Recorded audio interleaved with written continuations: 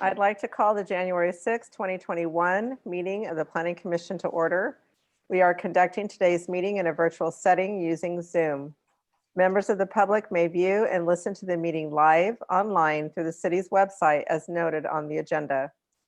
Please join Commissioner Watts as he leads us in the flag salute. And if everyone can turn off their videos so that we can see the flag, that would be great. Okay, ready, begin. I I pledge allegiance to the flag of the United States of America and to the republic for which it stands, one nation, under God, indivisible, with liberty and justice for all.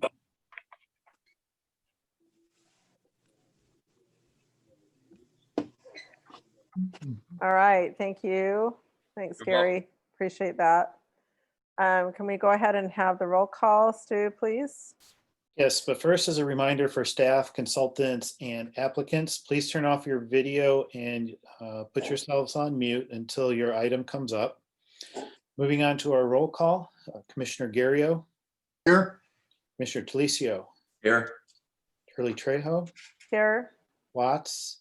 Here. And Yeomans. Present. Thank you. Okay, great. Do we have any public comments for items that are not on the agenda? I have received comments. Some of the comments that we've received are clearly for the item that is on the agenda tonight. Those comments that I received that do not specifically mention the item, I'm going to read under the general comments, which we'll do now.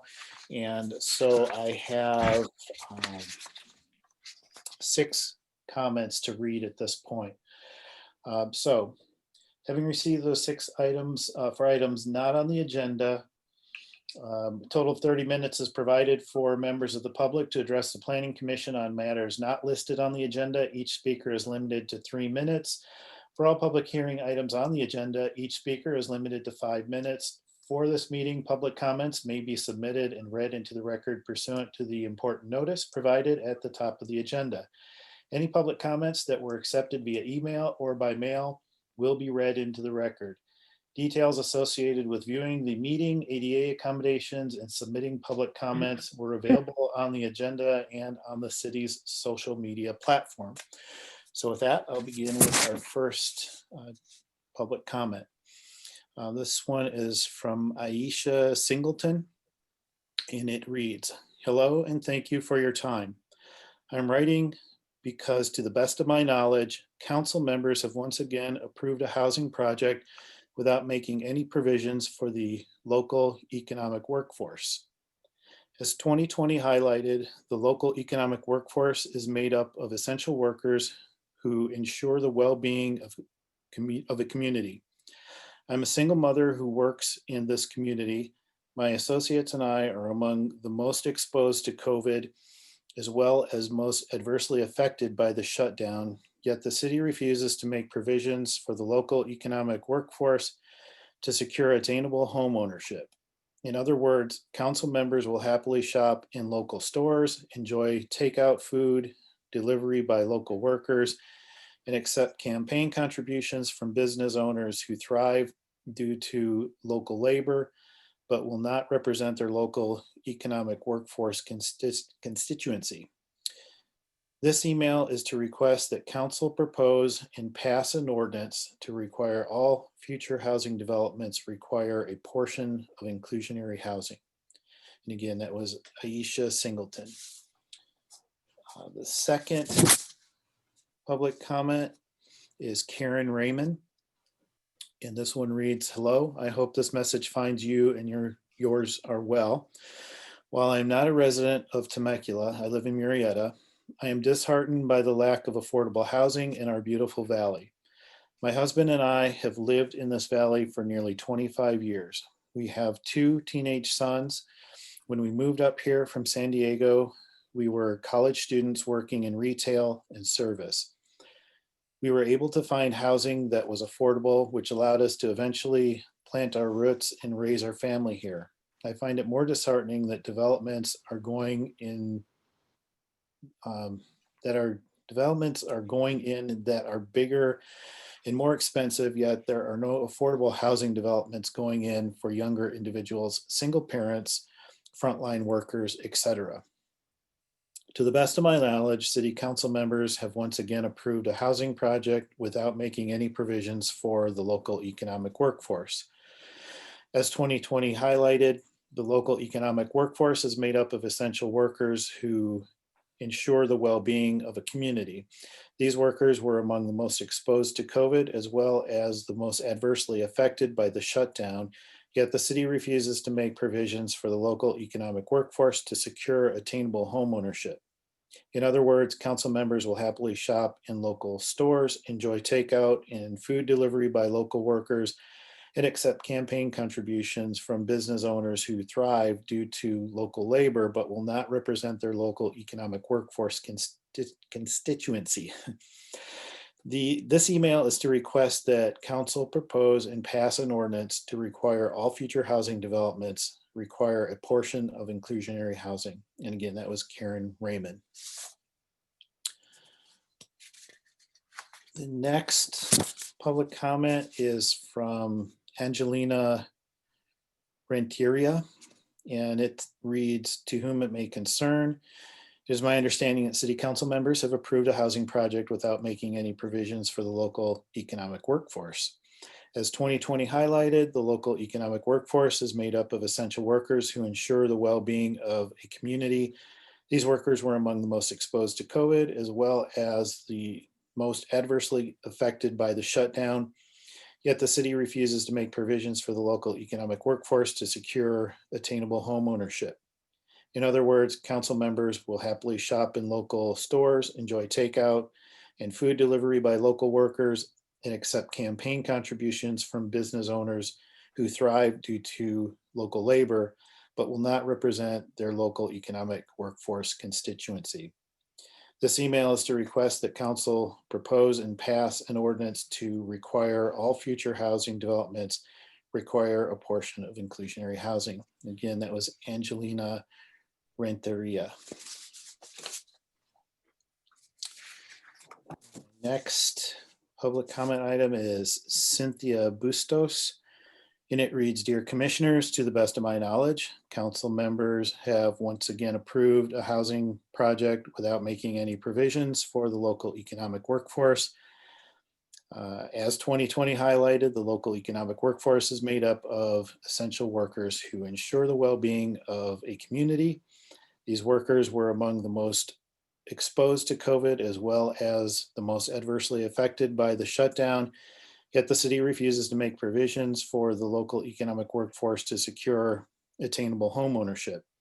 In other words, council members will happily shop in local stores, enjoy takeout and food delivery by local workers, and accept campaign contributions from business owners who thrive due to local labor, but will not represent their local economic workforce constituency. This email is to request that council propose and pass an ordinance to require all future housing developments require a portion of inclusionary housing." Again, this was from Cynthia Bustos. And final public comment. Again, there are other comments that will be read during the hearing item, but this is a final general public comment. And this is Moira Johnson. And it reads, "To the best of my knowledge, council members have once again approved a housing project without making any provisions for the local economic workforce.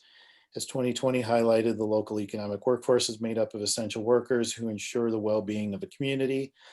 These workers were among the most exposed to COVID, as well as the most adversely affected by the shutdown, yet the city refuses to make provisions for the local economic workforce to secure attainable home ownership. In other words, council members will happily shop in local stores, enjoy takeout and food delivery by local workers, and accept campaign contributions from business owners who thrive due to local labor, but will not represent their local economic workforce constituency. This email is to request that council propose and pass an ordinance to require all future housing developments require a portion of inclusionary housing." Temecula needs to support the community members who keep this city thriving, not continue to further gentrify the area. And again, that was Maria Johnson. And that concludes the public comment section.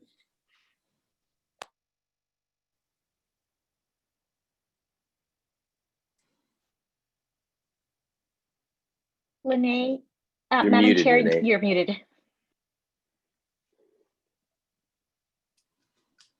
Yay, sorry about that. Okay, going to consent calendar.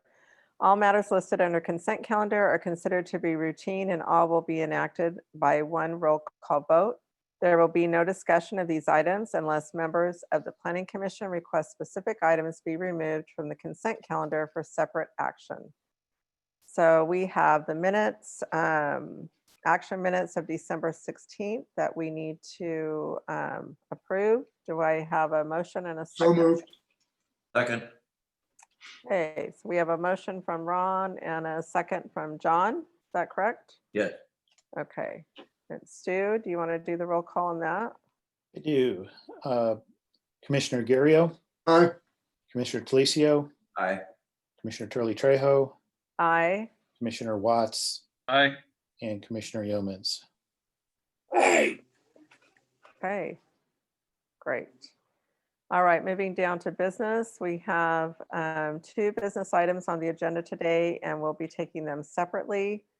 The first item is to receive and file the director's hearing summary report. Do we have a motion and second for that?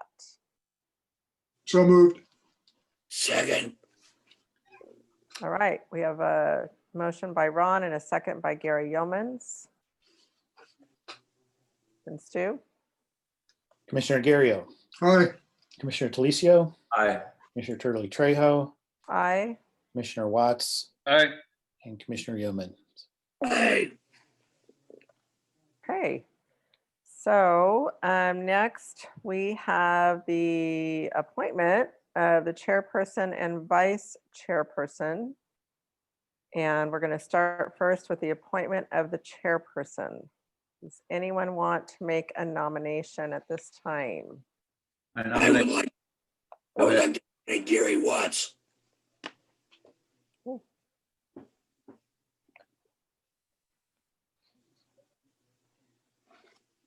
Okay. Do Can we we have make- any?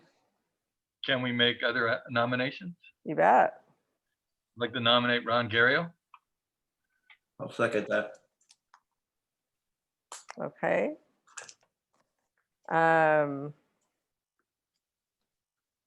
Any other nominations?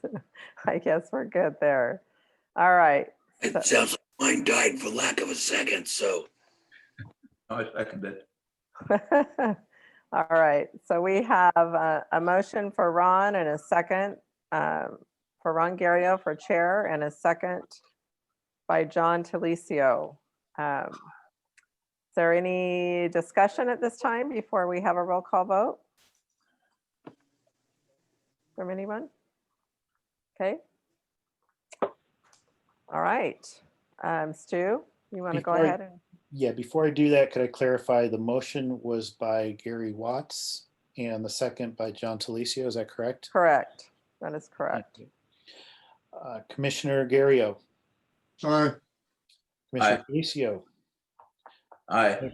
Commissioner Turley Trejo, Aye. Commissioner Watts, Aye. and Commissioner Yeomans. Aye. Okay, congratulations to our new chair, Ron Garrio. I will go ahead and now turn the meeting over to you to take over the remaining agenda items. You're not going to do the vice chair? Um, I think we could have you now as the new chairperson do the vice chair.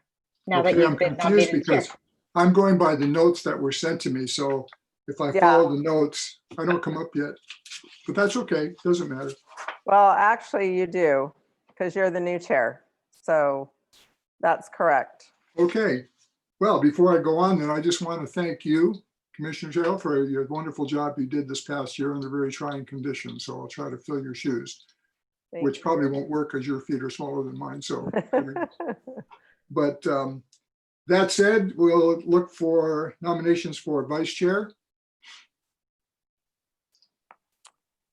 Going once. Okay, I'll nominate Commissioner And would nominate Gary Watts. I'll nominate Commissioner Talicio. I'll second that.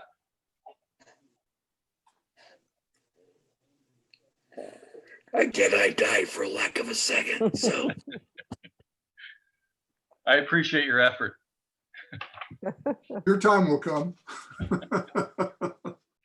Okay, we have a motion and a second for Commissioner Talicio. Stuart? All right, Commissioner Gario, Aye. Commissioner Talicio, Aye. Commissioner Turley Trejo, Aye. Commissioner Watts, Aye. and Commissioner Yeomans. Aye. Okay, and I think Mr. Watson has a presentation. Yes, thank you, Mr. Chair. I want to second what you just mentioned and say thank you to our immediate past chair, Lene Turley Trejo. I know that 2020 was an exceptionally difficult year, and we couldn't have done it without you. Speaking from the staff perspective, working with us to transition to the digital format here was no easy task, particularly under the circumstances, under the duress we were under. And your leadership really helped us out. It really did. You gave us a lot of grace as staff when we weren't perfect, as we were figuring it out, trying to get things online. You worked with us. You rolled with the punches. It was really great to work with you over this last year. It was really special. I also have to say thank you on behalf of the community.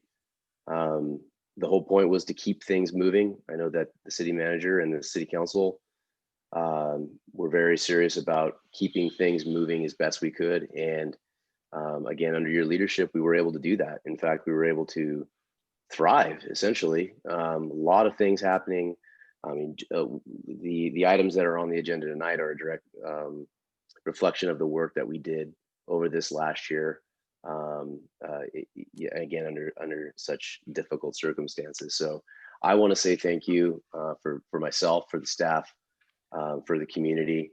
It was not easy, but you kind of made it look easy, honestly. So, and we, of course, we have this coming to you. All right. And I'll just read it to you. This will look great on your wall. It's presented to Lene Turley Trejo in appreciation of your dedicated service as a planning commission chairperson to the citizens of the city of Temecula for the year of 2020. So again, thank you very much. Thank you. I And this is appreciate very that. well deserved. Thanks, Luke. Appreciate it. You're welcome.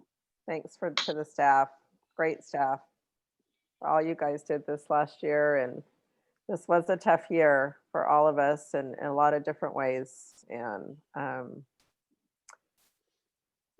we just got to keep on keeping on, right? And keep our head up and remember what a great country we live in, because we do. So I'm grateful for this wonderful city that we live in. And I'm grateful to have a voice in this city, and that's really important to me. So thank you for the opportunity, to my colleagues for trusting me this year to lead our commission. So I appreciate the opportunity. Thanks. Thank you again. With Ron's comments and Luke's comments. Great job, Lene. Thanks, Gary. Lene, you did a great job. As I said last time, great job. Thank you. Appreciate it. Okay, that moves us to public hearing. Stuart? Thank you. Before I move on, I want to backtrack real quick. I had stated when I started to read the public comments that there were 6. There were in fact 5. So I just noticed an email from Denise questioning me on that. Thanks, Denise, but it was in fact 5 for that portion. So moving into the public hearing, We will now move to the public hearing portion of the meeting. Any person may submit written comments to the Planning Commission before or during a public hearing in support or opposition to the approval of the projects in the manner prescribed in the important notice at the top of the agenda. If you challenge any of the projects in court, you may be limited to raising only those issues you or someone else raised at the public hearing or in written correspondence delivered to the Commission Secretary at, prior to the public hearing. Any person dissatisfied with the decision of the Planning Commission may file an appeal of the Commission's decision. Said appeal must be filed within 15 calendar days after the Planning Commission's decision.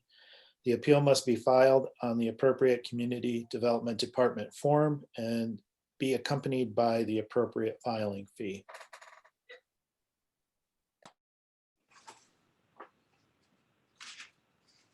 Okay, that leads us now to planning application number PA 18-0661, a development plan to allow for the construction of 321 unit single-family residential community built on 27.86 acres, consisting of detached homes and attached townhomes, and PA 18-0662, a tentative tract map, TTM 37509, for the creation of 111 single-family residential lots, 31 condominium lots, 9 open space lots. Project is located on the southwest corner of Date Street and Inez Road. And I think we have a staff report from Scott Cooper. Scott? Thank you, Mr. Chairman and members of the Planning Commission. So we have a long presentation for you tonight, but there's a lot of stuff in here. We've been working on this project for over 3 years. So didn't really want to skip on anything. So with that, let's get started. So as you stated, this is planning application PA 18-0661 and 0662, which is known as the Heirloom Farms project.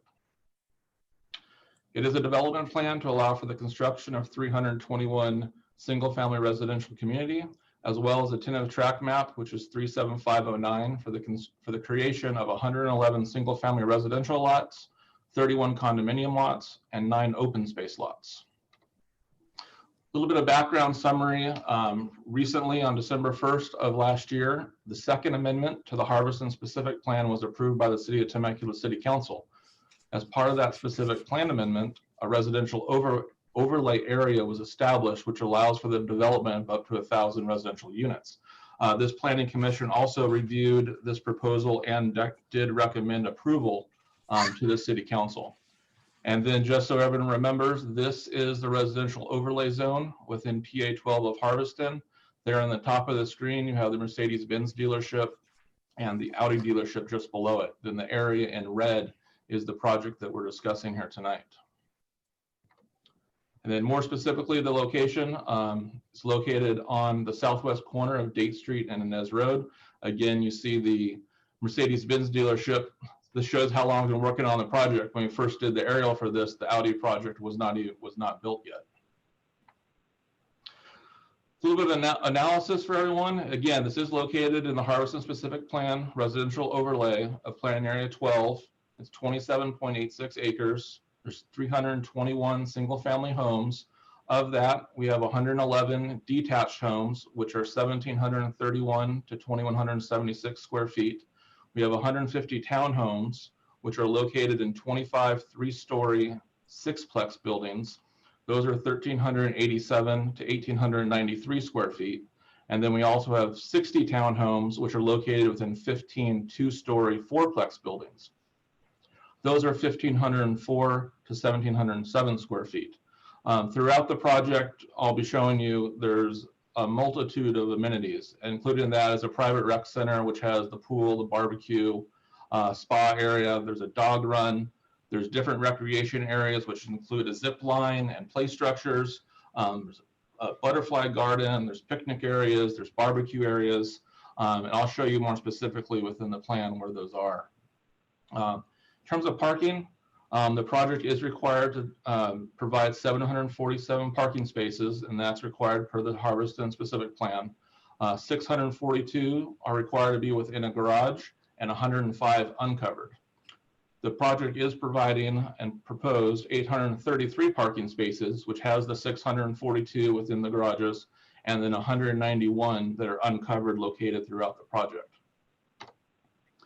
So here's the overall site plan.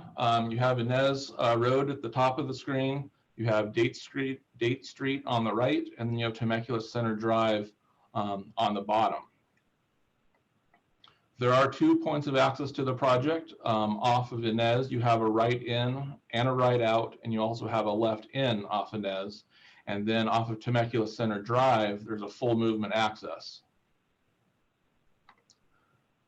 The amenities that I was talking about here in the top left portion of the screen, you have the dog run.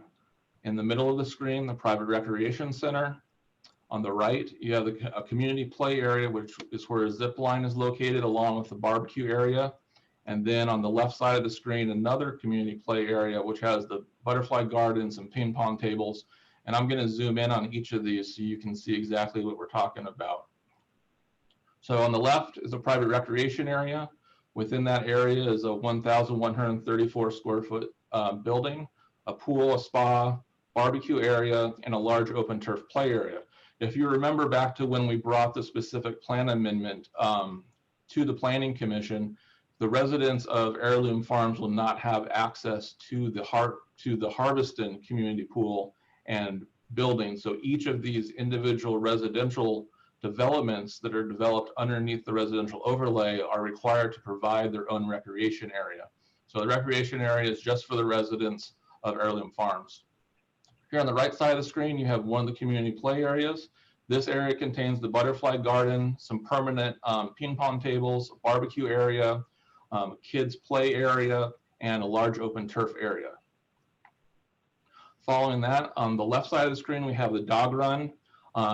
We're very appreciative of the applicant on this. It was kind of a late ad and request from city staff, so they were able to find an area that it would fit into within the project site. And then finally here on the right is another community play area, which has the zip line that you also see here on the screen. It's 111 feet long. There's a barbecue area, a kids play area, more open turf, and walking pathways. In addition to those amenities, there's also what's being described as loop trails. So the purple loop trail, which is the outer loop trail, is 0.6 miles long. You also have an inner loop trail, which is 0.54 miles long. Now this is beneficial to the residents as, you know, as the project is located on Inez and Date, you can stay within your own development and exercise and get along on these loops without getting out onto Date and Inez if you didn't want to be walking on the busier streets. The final thing I want to point out on this plan is the blue connectivity path, which is right down the middle of the project. And I'm going to show you here in a minute exactly how this works. So this is the final project, and I'm going to get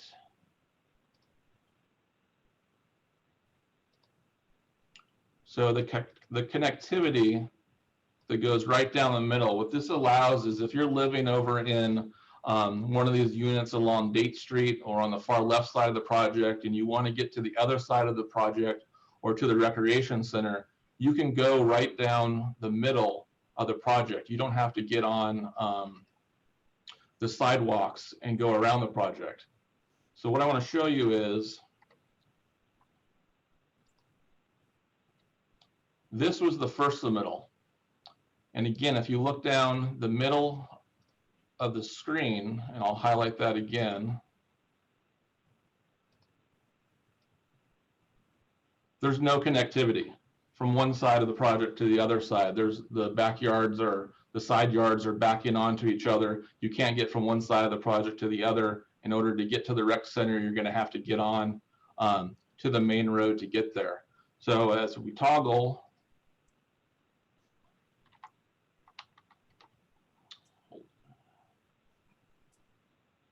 give me 1 second.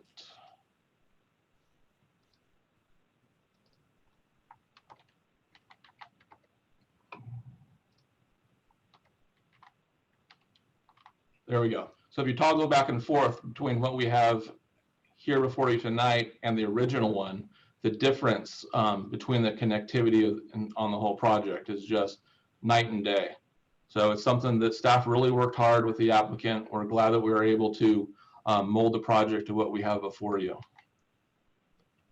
In terms of waste collection, you wouldn't think that trash is a big issue in these projects, but it's actually one of the biggest issues that comes up when designing these.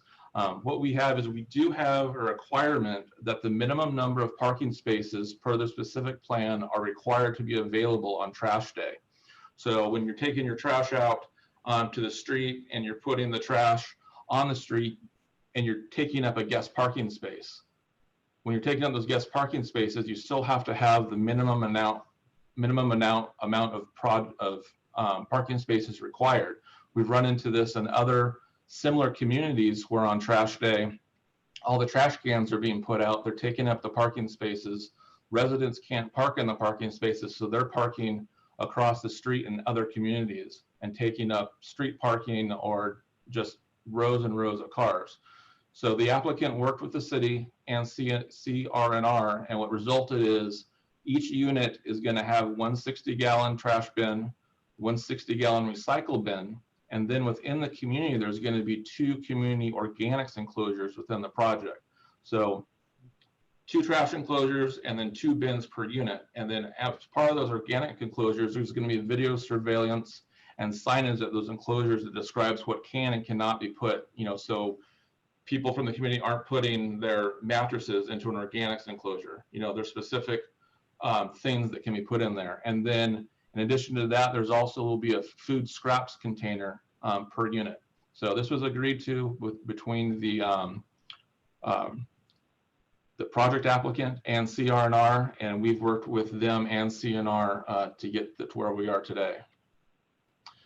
Move into architecture. There are 3 architectural styles throughout the project. We have a Spanish, which is on the 3-story townhomes and the single-family detached.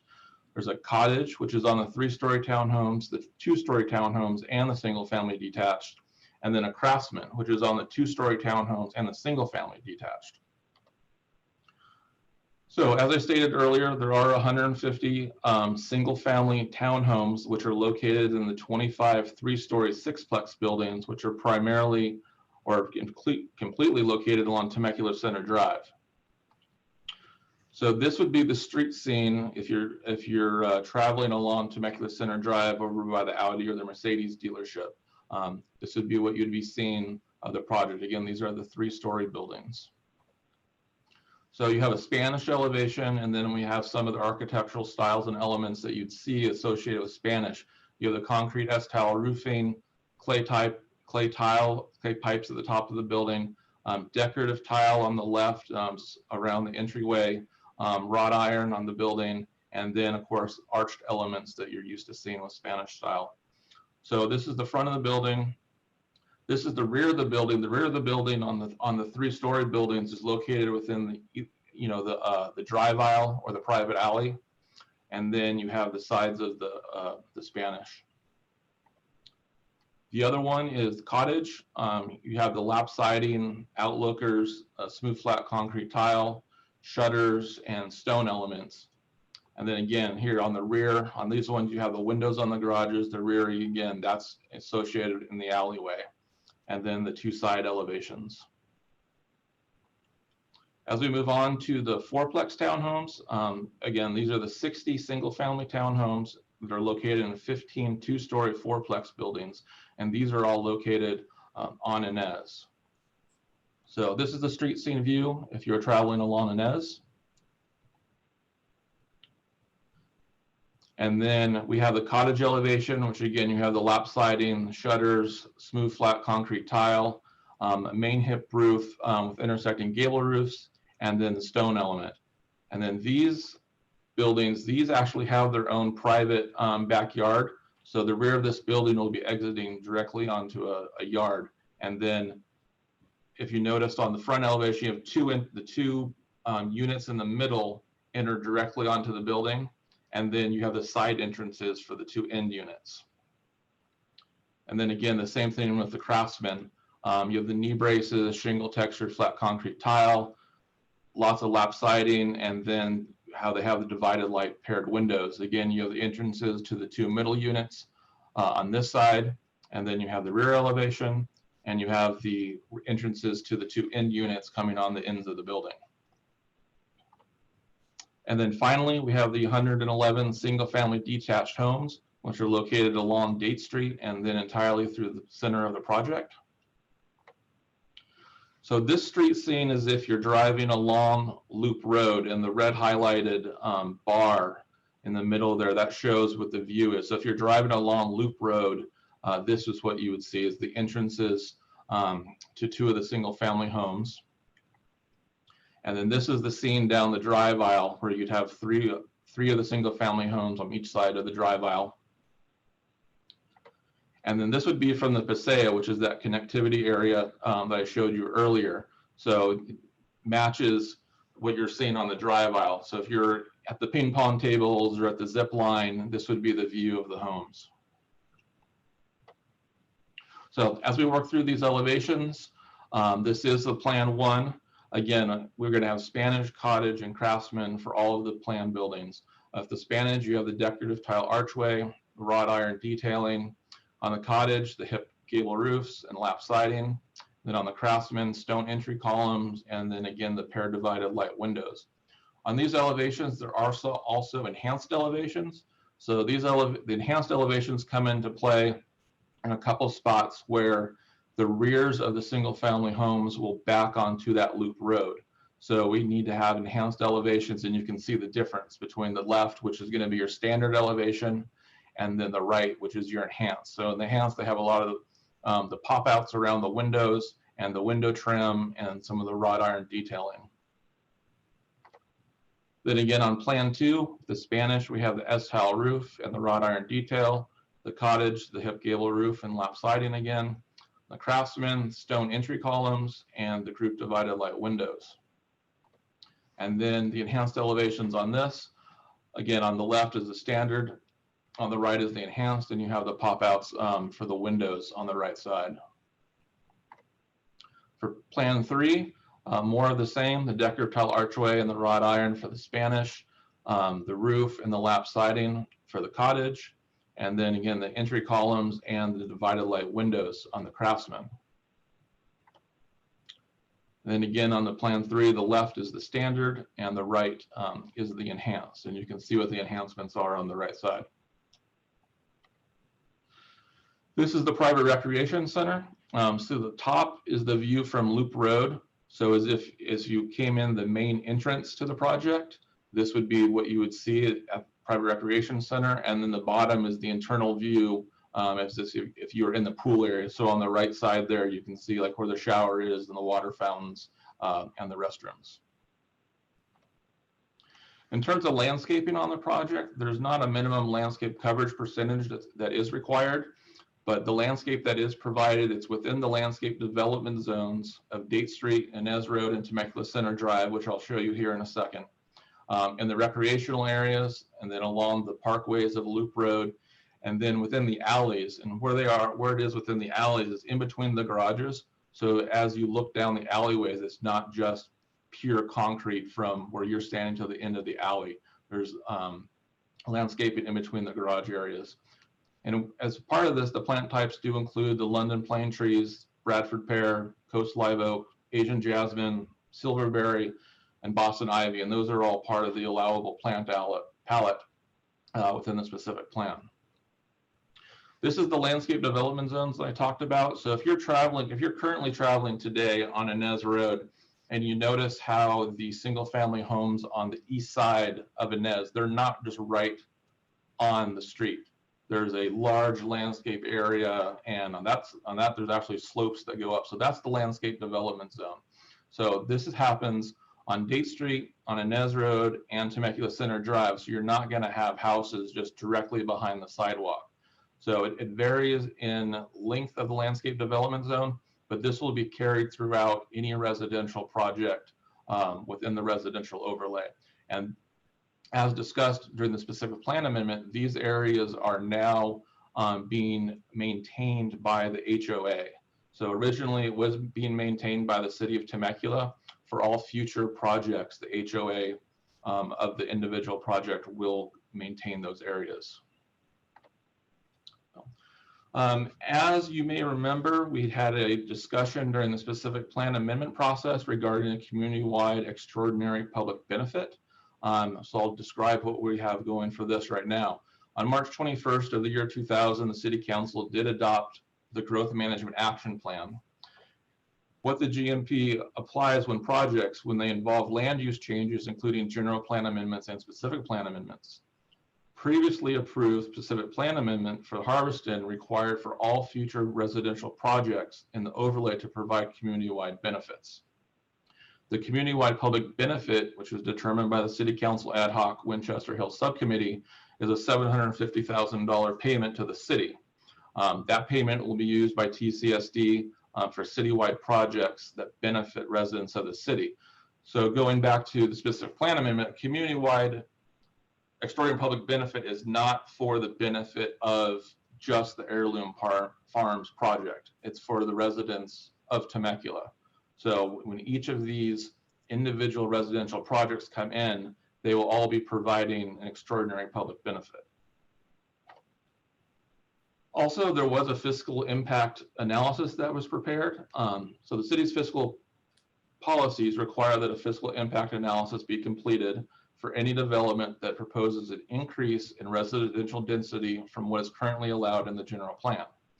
The previously approved general plan amendment changes the land use from service commercial to specific plan implementation, which allowed for residential development. With that, obviously it increases the residential density from 0 to having residential development. At that time, it was unknown the size of residential projects that would be proposed, so there was no way that it was possible to prepare an FIA. So as each of these individual projects come in, an individual FIA is being prepared. So the Harveston Specific Plan, as amended, requires that all residential projects within the overlay prepare an FIA. The FIA, what it does is it evaluates the recurring general fund revenues and expenditures generated by the project by estimating the fiscal impact on the general fund resulting from the development of the project over a 20-year period. The FIA for this project found that the project would result in a city services deficit. The FIA will be used in the creation of a funding mechanism to pay the city as mitigation for the city's services deficit. Now, we do have our consultant is on the Zoom today, so when we get to the question and answer time, if there's any specific questions on the FIA, we can definitely have KMA answer those questions. In terms of community meetings, there were 2 community meetings that were held. The first was June 19th of 2018. It was attended by the applicant, owner of the property, staff, and 12 people that filled out sign-in sheets. At that time, the applicant provided information to the public, took notes on concerns and ideas, and answered questions. February 20th of 2020, that meeting was attended by the applicant, owner of the property, staff, and 41 people that filled out sign-in sheets. At that meeting, the applicant made a presentation based on the questions, concerns, and comments from the previous meeting, followed by a question and answer session. This project also went to the City Council Subcommittee twice, in November 14th of 2017 and June 12th of 2017.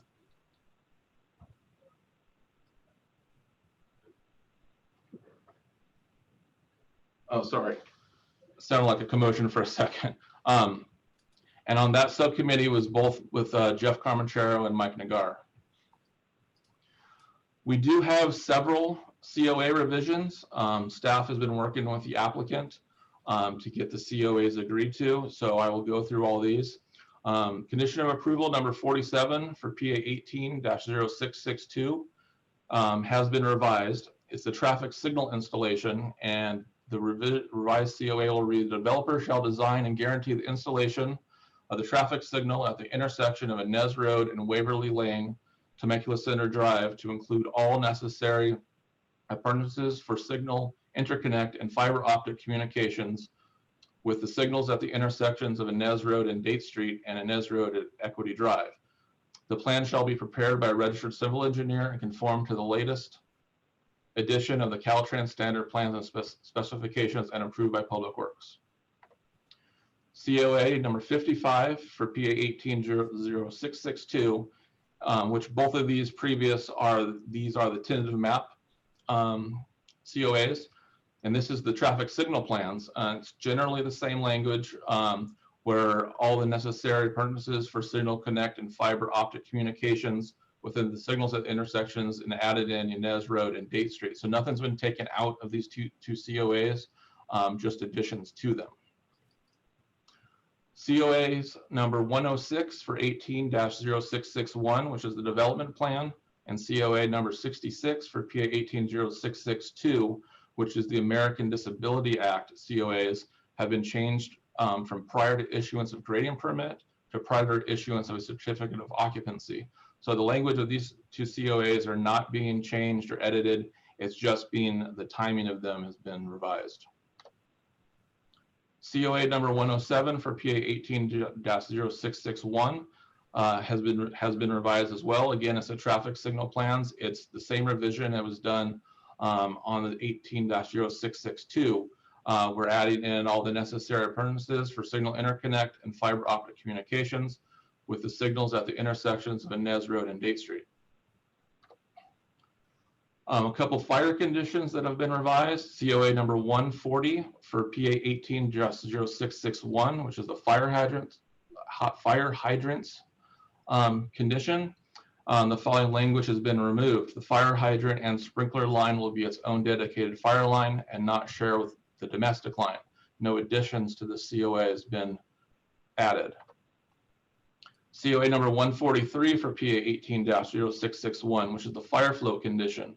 I will just read this entire one. The Fire Prevention Bureau is required to set a minimum fire flow for the remodel or reconstruction of all commercial and residential buildings per CFC Appendix B.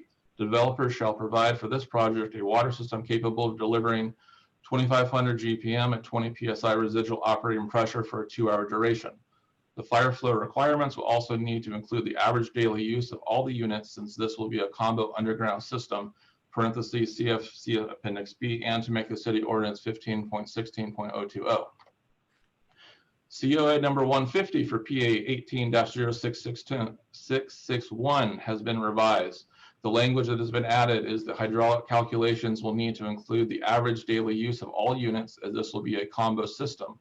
And the fire service line will feed the on-site fire hydrants and the fire sprinkler lines for all the homes. A fire flow test will be required to be conducted on-site prior to final of the underground system to ensure that the fire flow requirements are being met, since the system is being designed based on a water model. No language has been removed from this COA. COA number 151 for PA 18-061 has been revised. It's the required submittals for fire sprinkler systems.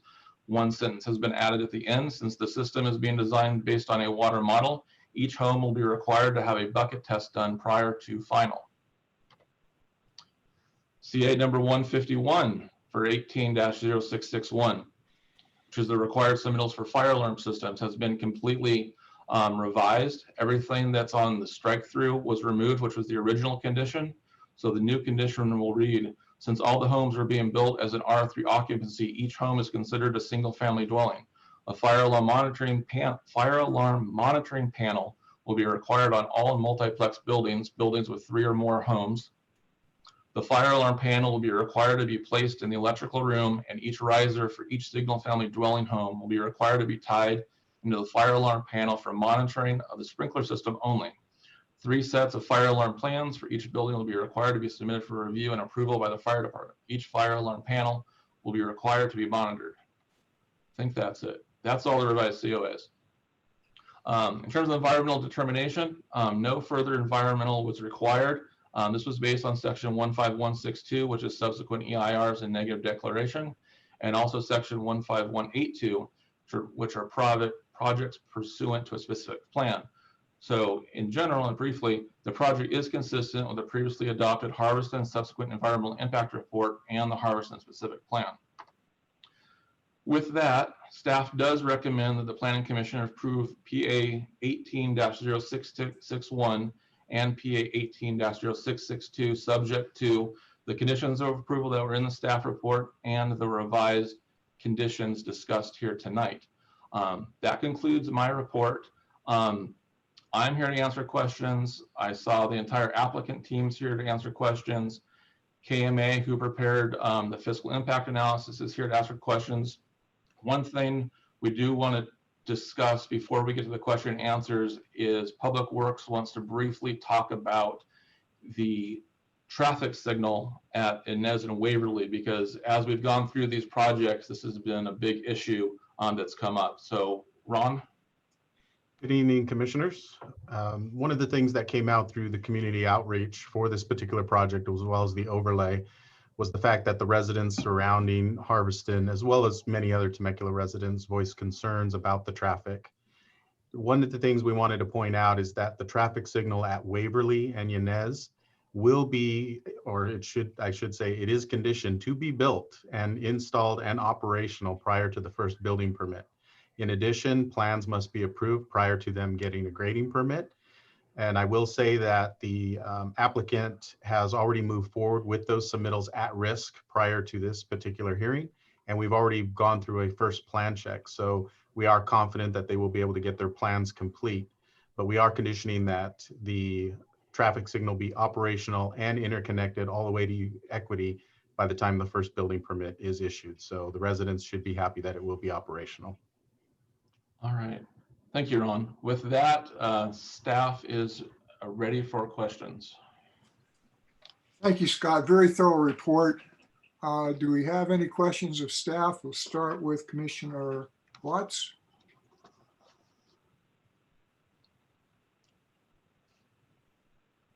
You're muted, Scott. Gary.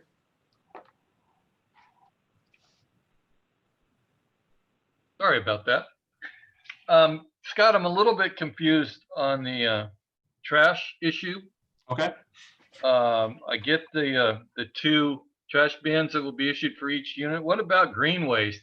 I'm sure that had to be taken into account. Is that, maybe Right. I missed that. Could you clarify that for me? So and let me get back to, because I actually show it on that page.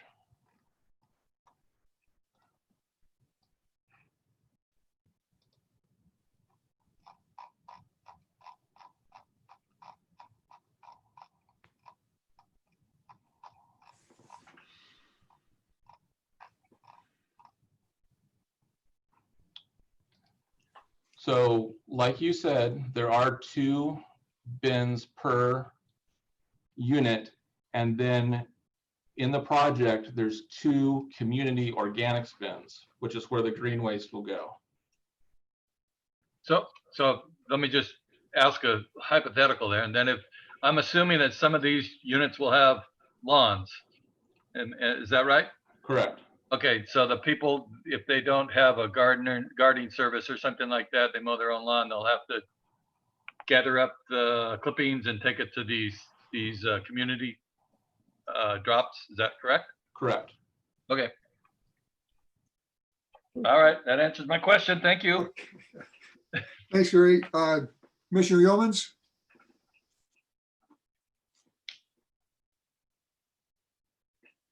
Commissioner Yeomans, any questions of staff?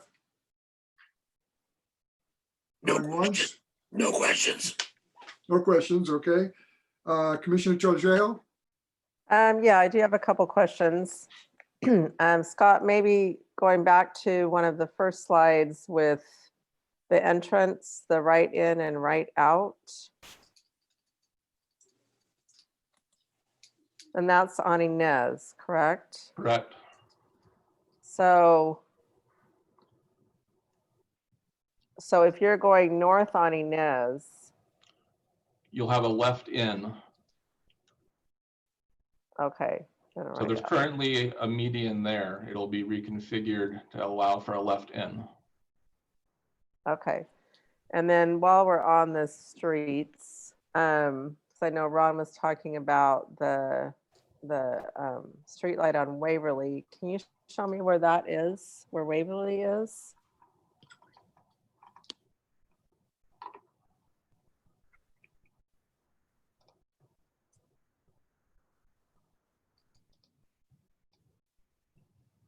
Right here. Oh, okay. Okay. All right. Okay, and then I think the other two questions I have are actually for the applicant. So that's all I have for staff. Commissioner Talicio, I have none. nothing? Okay, I'll now open the public hearing. Does the applicant wish to come forward? If we can just have, usually we have Stuart read something before we get the public hearing started. Stuart, you want to read something before we go to this? Sure do. As Thank a you. reminder, Gosh. as a reminder, any public comments that were received by email and mail prior to this meeting will be read into the record. Any person wishing to submit comments during the meeting must submit comments via email prior to the close of the public hearing for the comment to be considered as part of the record. The email address where comments can be submitted can be found on the agenda. Thanks, Stuart. Now I'll reopen the public hearing again. The applicant wish to come forward. Yeah, can you guys hear me? Yes, how are you? Good, how you doing? Good. Congratulations on being in chair. And, Oh, thanks. my name is Aaron Tallarico. I'm the applicant. I represent MLC Holdings, the applicant on project. MLC Holdings, it's a quick background. It stands for Meritage Land Company. Meritage, we're the land arm of Meritage Homes. Meritage Homes is a public home builder. We actually built in the Harveston specific plan area in the early 2000s, built the planning area there.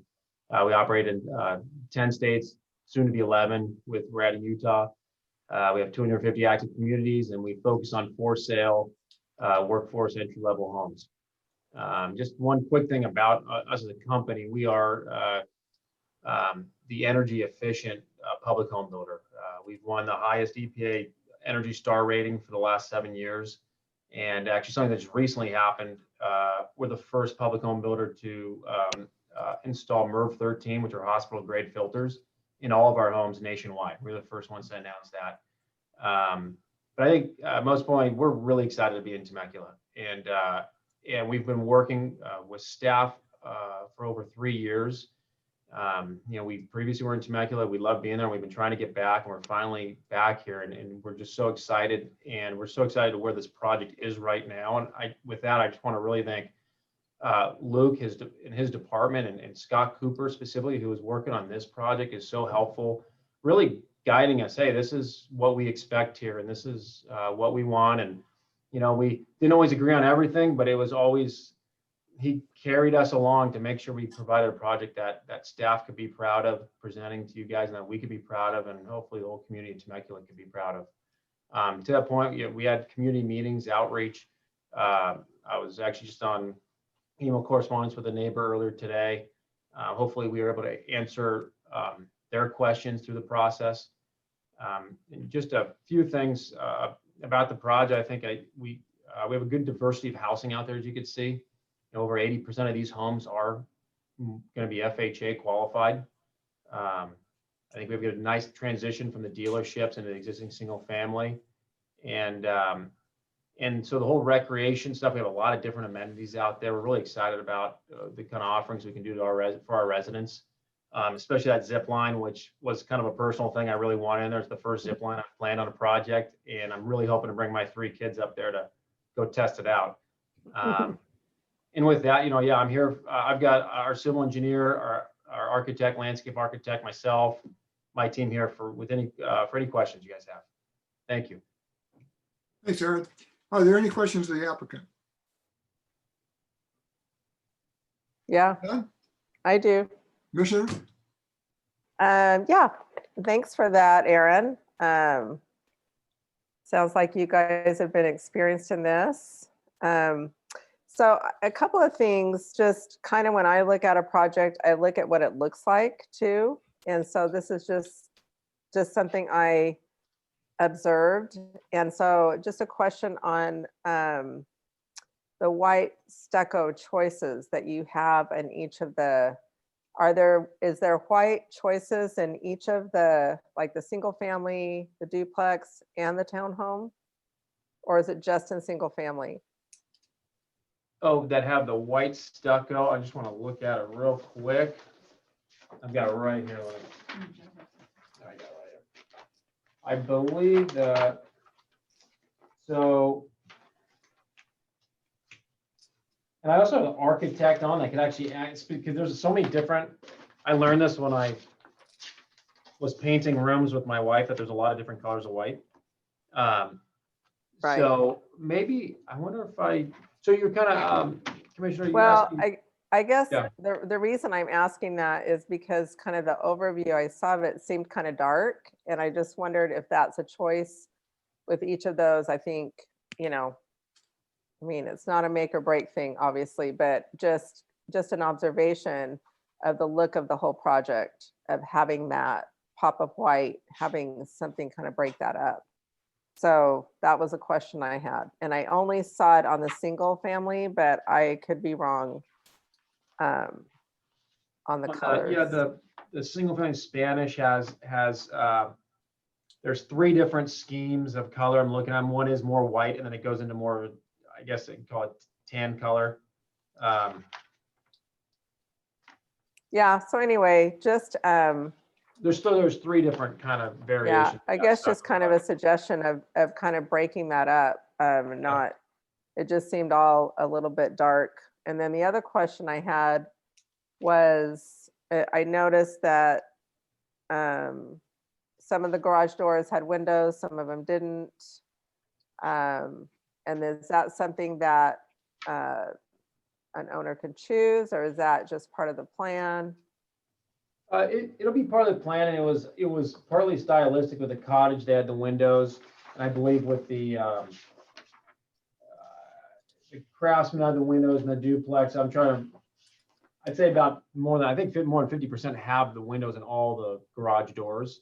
In terms of like from the design plan to plan, which ones had windows and why not, and why some did and some didn't. Maybe I should get, if you want more specification from the design. Well, just copy of it. again, kind of the look, and I think that's you know, typically a classier look. And so anyway, just kind of making the whole look of it a nice look, I think, because it is a really nice project. There's been a lot of work that's gone into it. So just kind of those details are kind of, I guess, what I look at too. I was just looking at it again, Commissioner. I think if you don't mind, some of the alley load, like the 3-story towns, they didn't have windows on it because you're in the alley. They got a lot of variation in the building structure, but then the 2-story towns, which are you enter in the front, those all have windows in the garages. Okay. All right. Well, thanks. Those were just my questions, and looks like a great project. Thank you. Just real quick, Lene, on the your question about the dark versus light colors, the ones that I did show in the presentation were the darker schemes of elevation. So there is on the 4-plex and the 6-plex, there is another color scheme. There's 2 for each of them. And it just happened, those were just the ones that I put up. So there is an alternate one that does have the lighter, closer to white colors as well. Okay, good. All right. Thanks, Scott. Appreciate that clarification. Thank you. Okay. Just to follow up on that, Scott or Aaron, maybe, are these going to be painted or are these color coded on the stucco? The stucco, I believe they are painted. It's painted. Okay. I And believe. so we don't know really what color white or which But you know company what? they're coming from. Because they're all changes. I mean, Yeah, Checker, maybe that would be a question I would want to ask the architect. If he's on, I can see him and he can clarify that one. yeah, we haven't really seen, other than the visuals we just saw, we haven't really seen these up close, and it's difficult from one company to the other.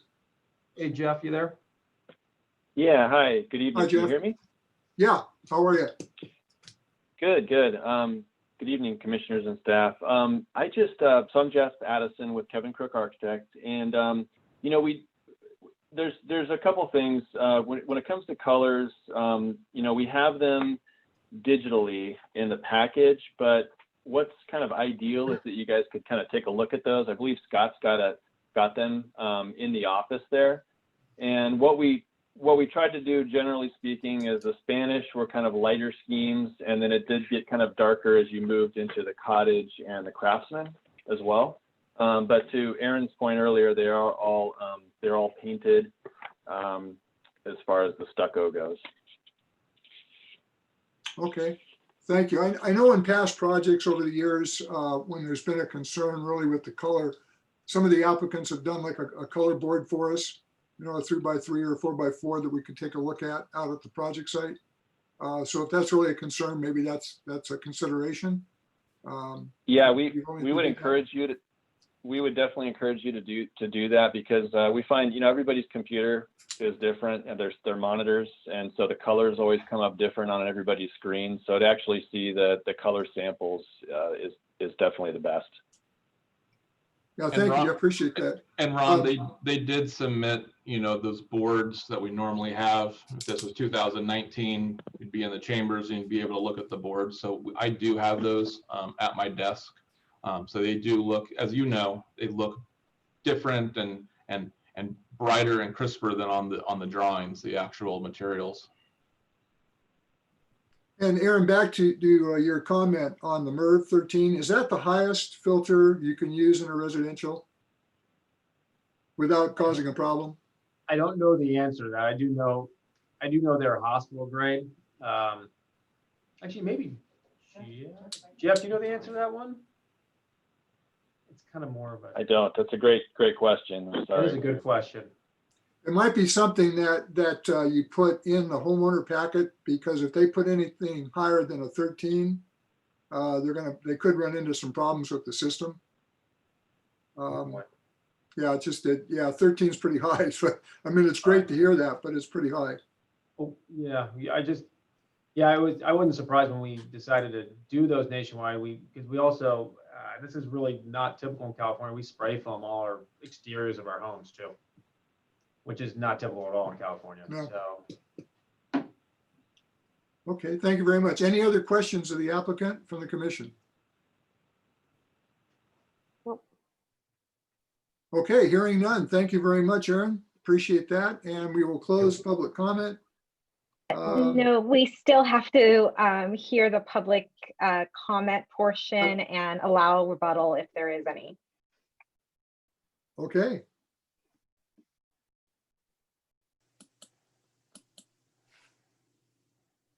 Is Stuart going to read that?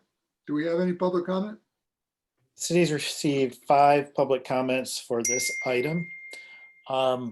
Before reading them, just in case anybody is tuned into this Zoom meeting since I read the previous comments, comments that I received that did not specifically call out this item on the agenda were read into the record earlier, and there were 5 of those. So with that, I will read 5 additional comments, beginning with Laurel Lamont. And this one states, as a single mom and a local essential worker, I have spent the last 5 years advocating for attainable housing within Temecula for the local economic workforce.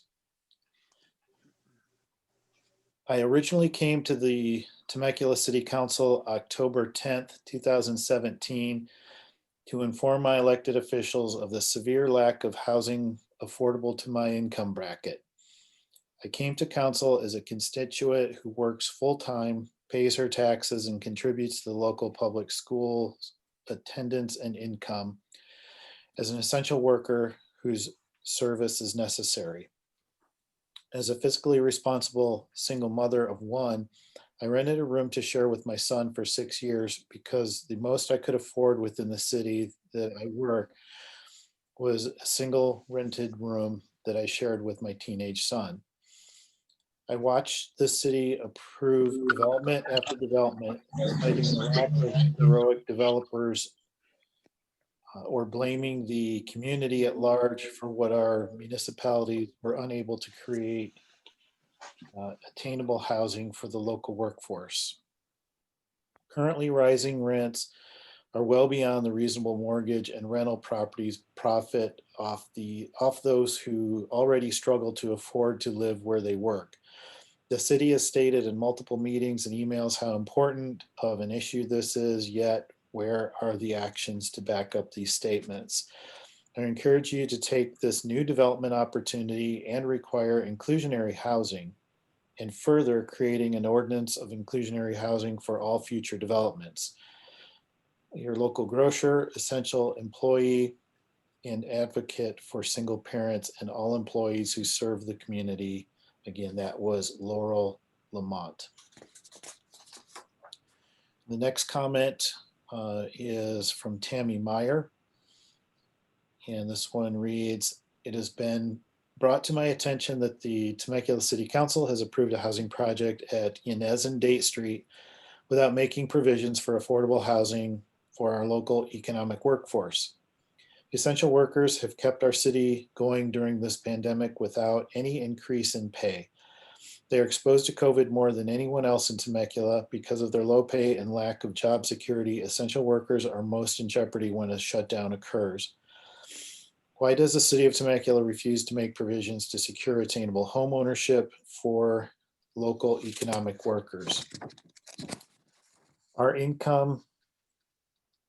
low-income constituents deserve to be fully represented by the city council members that serve our city. People deserve to have safe, affordable housing in the city that they work in. I'm requesting that the Temecula City Council propose and pass an ordinance to require all future housing developments require a portion of the project to include inclusionary housing." And again, that was Tammy Meyer. The next comment on this item is from Courtney Sheehan. And this one reads, "Dear Commissioners, welcome to any new commissioners appointed last year. I hope your tenure is fruitful.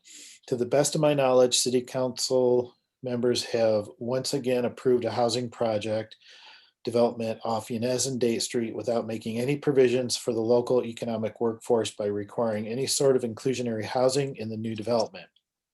As I'm sure you know, our current SCAG projection recommends that we add 2,154 units of very low to low income housing in Temecula from 2021 through 2029. The income ceiling for this is just over $57,000 per household, which comprises most of our local minimum wage workforce in the service, retail, and hospitality industries. We all know how much our town depends on these three industries for tax revenue, as they make up the vast majority of our commercial industry. Currently, much of the workforce in these critical industries lives in other cheaper areas of the county and commutes to Temecula. In fact, it's acceptable by many that we do not promote or accommodate our low-wage workers with housing. The answer always seems to be that our businesses are good enough to employ these people, but our city government has no responsibility to make sure that they are housed here or even have the opportunity to own a beautiful Temecula home here. Our low-wage workforce should be able to live where they work and where their children can attend our award-winning schools with ease as both an economic and a moral imperative. More than 170 jurisdictions in California have inclusionary housing policies and have accepted that they are required to do their part to retard the growth of our rapidly inflating California housing prices, which lock our low-wage workers out of home ownership and renting in safe, clean communities.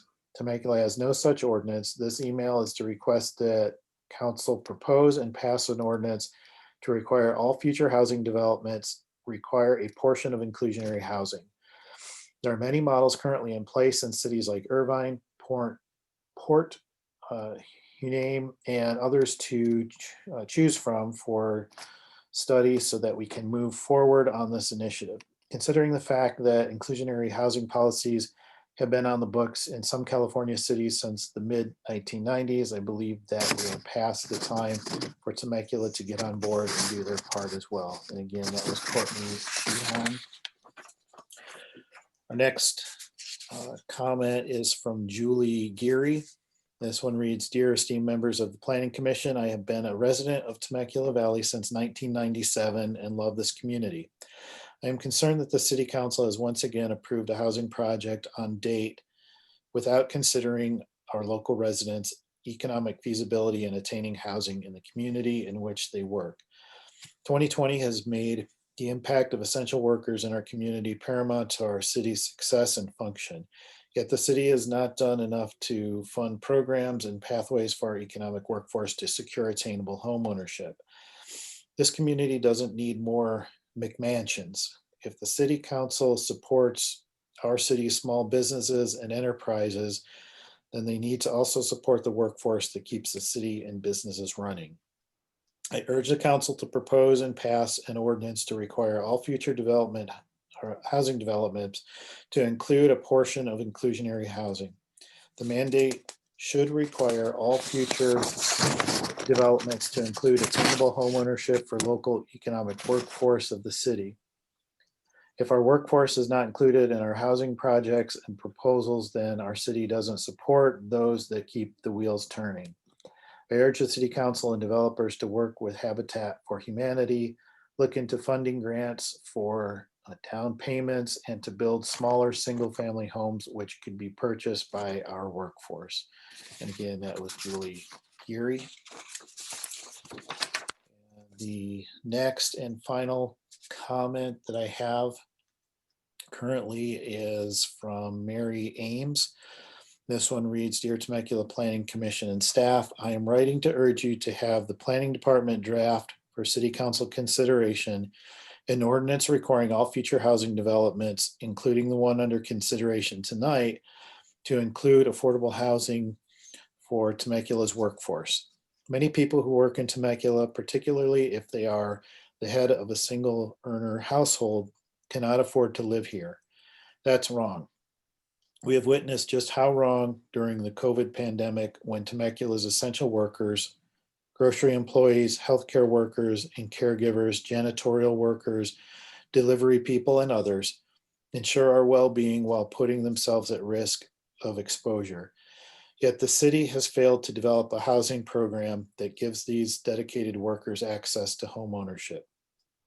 Council members and many fortunate residents continue to shop in local stores, enjoy takeout and delivered foods, and rely on any number of essential services provided by local workers without giving a thought about their living situation, how far away they have to live, or how much of their earnings they have to spend on gas just to get to their jobs in Temecula.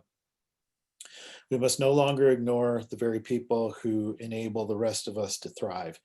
It's time to develop an imaginative plan to provide them home ownership opportunities right here where they work.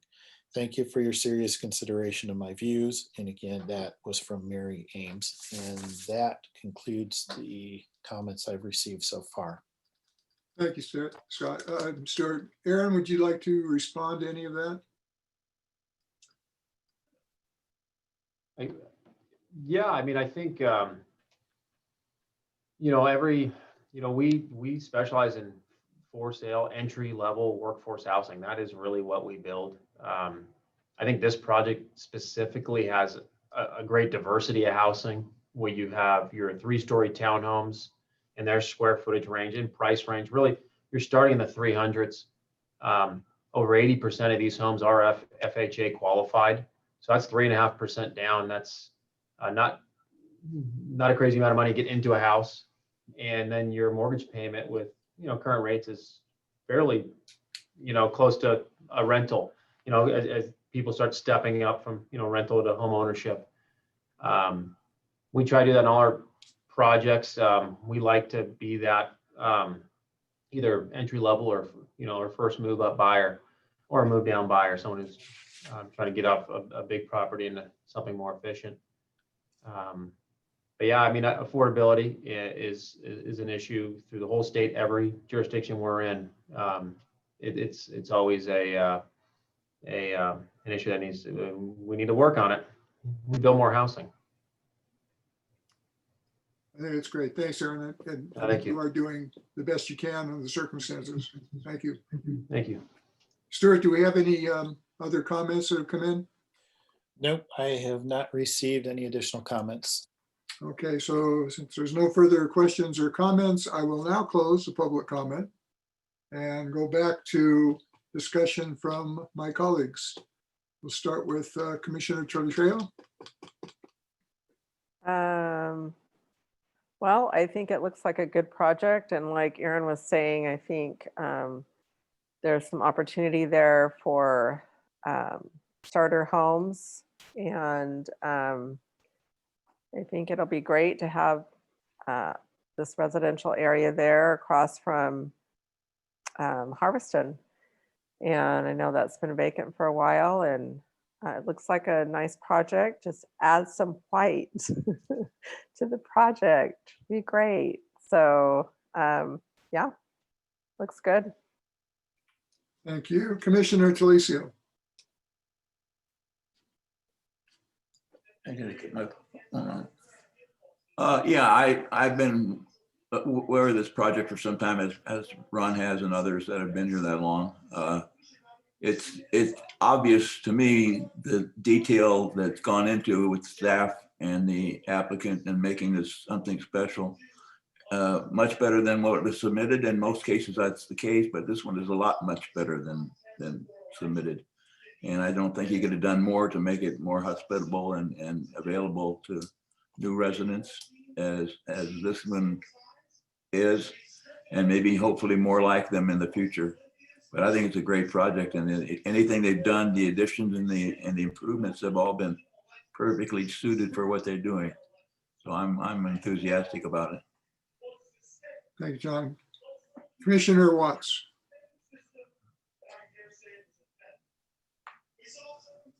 Yeah, everything looks good to me. I appreciate all the hard work put in by the applicant and the staff to get to this point. It would seem to me on the face of things that of all the concerns that were brought up by the public commenters are being addressed.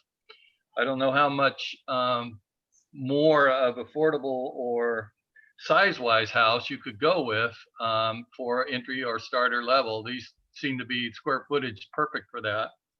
I realize prices are market driven, and you're going to see that reflected in places such as La Jolla, Malibu, Santa Barbara, basically everywhere in California where there are that type of housing. So I compliments to the project proponents. It looks like you're providing quite a few units that are going to be in that category that would be available.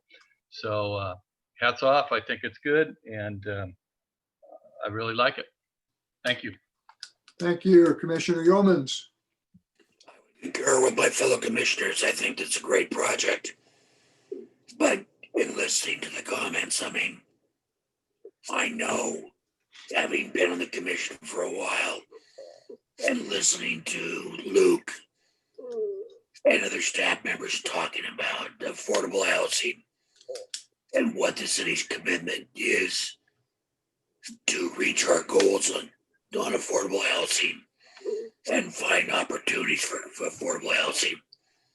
I think we continue to work towards that. I think this project meets some of those opportunities.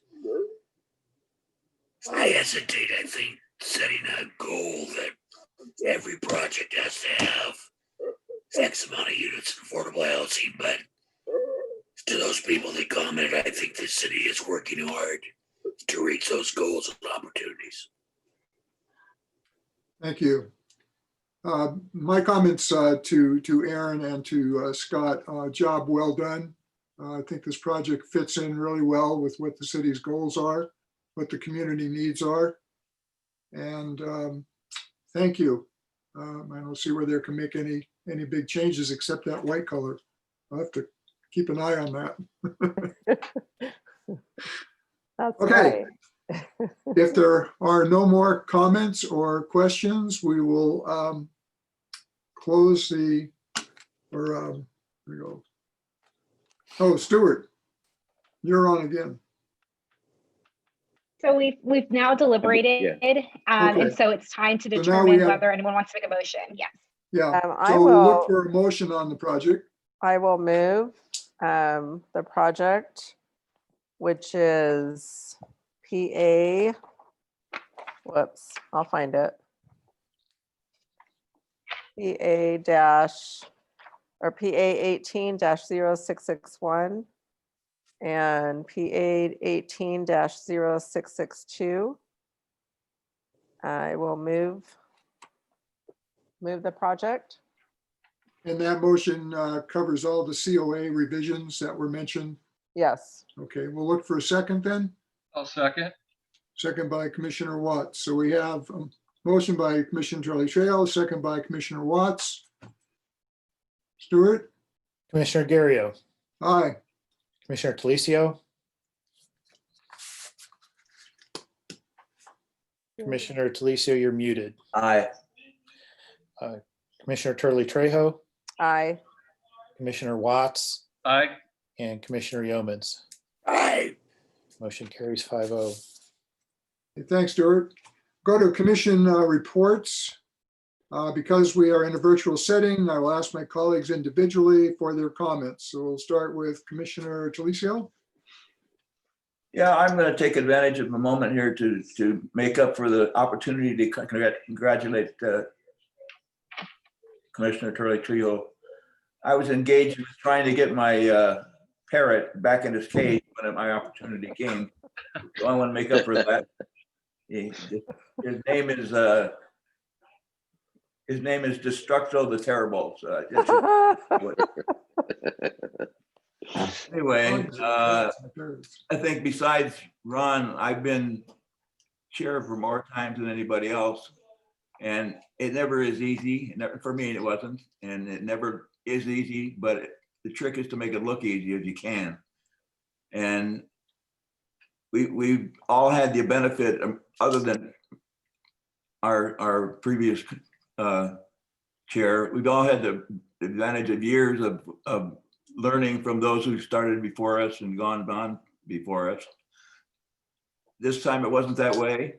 When she came in, it was a brand new game, and she did a wonderful job at it, and more so than I think anybody else could have done under those circumstances that we're dealing with. But I do want to congratulate her on that. That took an extra effort, and I know she did her homework on every project. So I congratulate you on that. And Thanks, John. my little parrot is nodding in agreement. We did hear from your parrot a lot this year. Thanks, John. Commissioner Watts. No, I have nothing. Commissioner Yeomans. He's a me. Commissioner Trejo. Just one last thing. I just really want to thank Luke, especially, you know, as I started out this year, well, when we started off with the Zoom, he would meet with me an hour before. We'd try to work out any bugs that we needed to work out. And I appreciate that extra time. Luke is very calm, and he has a way of acting like he's not that busy, but we know he's really busy. And I really appreciate that time, and from all of the staff, and Lynn, working with Lynn. I know she's gone now, but she did a great job as secretary.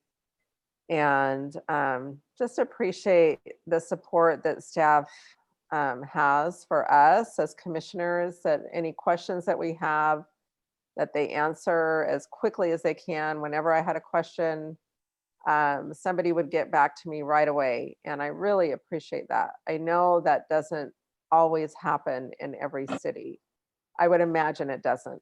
And I just am grateful that it does happen in this city. And that helped me a lot in being chair, to be able to ask those questions and get those answers as soon as I needed them. And I also appreciate Maricela and all that she's done this year, to be here at every meeting and make sure that I'm on my toes with what I need to do, and make me look good, make me not get in trouble. And anyway, just appreciate everybody on the city staff and each one of my colleagues for what I've learned from you, and your comments and the knowledge that you have, especially John and Ron, how long you've been on here, and the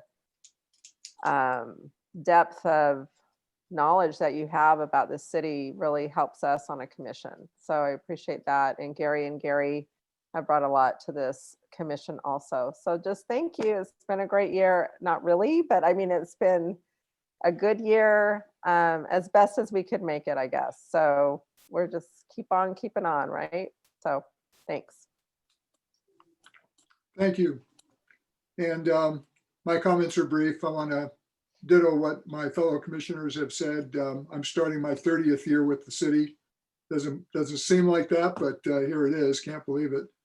And to John's point, I've seen a lot of commissioners. I've gone through a lot of staff, gone through a lot of chair people. And our commission right now is probably one of the best that I've had the pleasure of serving with. City staff, what can you say? They're always on their game. They're always dedicated. They're smart. You know, you can't outdo them. Try to capture them, but you can't. And you know, I feel grateful for that. So thank you all. So with all those platitudes gone, we'll go to community development, the director report. Yes, Mr. Chair. Again, thank you everyone for all those kind words. It means a lot to us and we take it very seriously to provide the best professional service to the commission that we possibly can. So to hear the appreciative words, it does absolutely mean a lot. So thank you again. And Ron, you kind of stole my thunder. I was gonna say, hey, you know, if you want to see something real special next Tuesday, tune into the city council meeting. You'll see Ron, one of the rare 30-year service pins being given out. That is super rare. I think there's only one other person maybe serving longer than Ron, and that is the city attorney, Peter Thorson. So it'd be worth watching because it's not every day you're gonna see a 30-year service pin for a city that's, you know, barely in its 30s. So congratulations to you, Ron. That's quite the achievement. So besides that, that's all I have tonight. That was interesting. When I first came on this commission in '97, I read a report in the Planning Commission, one of the magazines we used to get, and was talking about this guy back in the Midwest someplace that had been on the Planning Commission for 32 years. Who in the world would want to serve on a commission for 32 years? It goes by pretty quick, doesn't it? Okay, thanks, Luke. Public Works Director, Ron.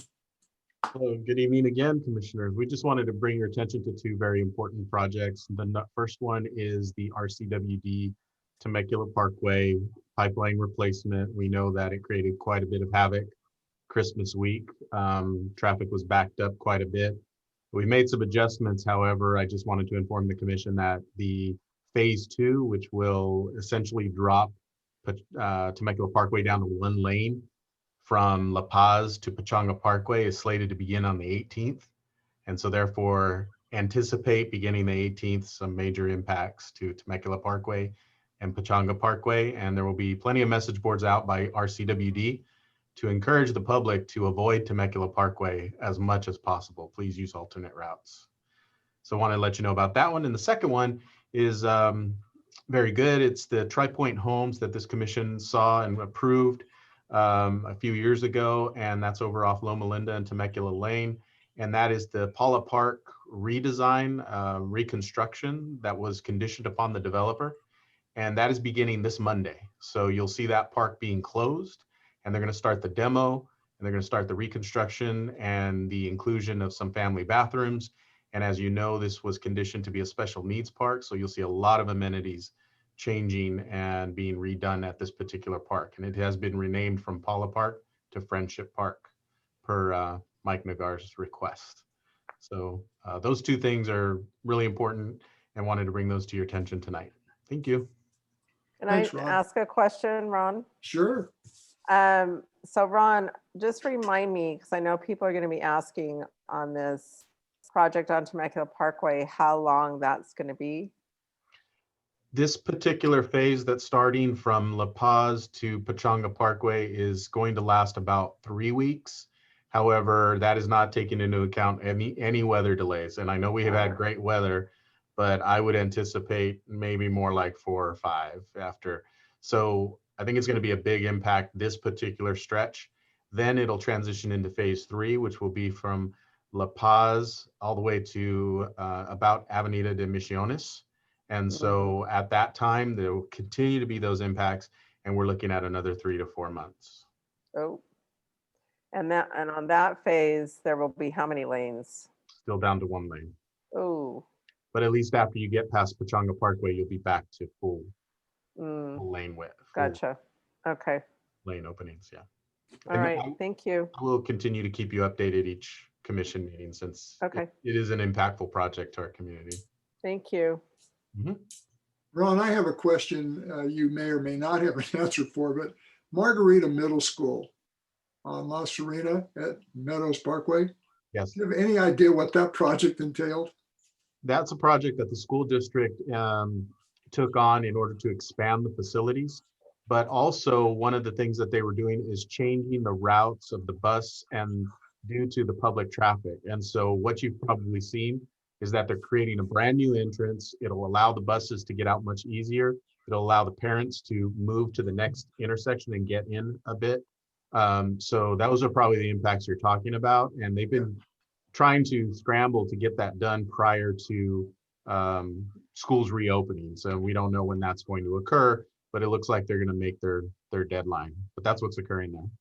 Does that do anything to the parking that goes on at, especially in the afternoon on Meadows with the parents? Yeah, we think that project will alleviate that. And we're going to monitor that too. And we may be able to make some striping changes to help that situation also. Great. Oh, And I they're see they gonna- finally got started on Butterfield State, so.